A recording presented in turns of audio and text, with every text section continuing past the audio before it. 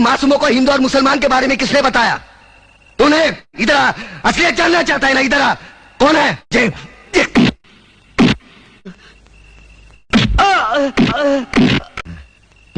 ये मुसलमान का खून, ये हिंदू का खून।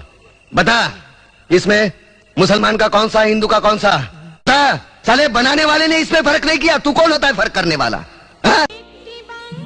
এই বাংলাদেশ নিয়ে আর কোনো স্বপ্ন দেখা লাভ নাই, কারণ জনতাও বিক্রি, নেতারাও বিক্রি। না হইলে একটা মানুষ এত হত্যাযজ্ঞ, এত তাণ্ডব চালায় দেশ ত্যাগ করে কিভাবে?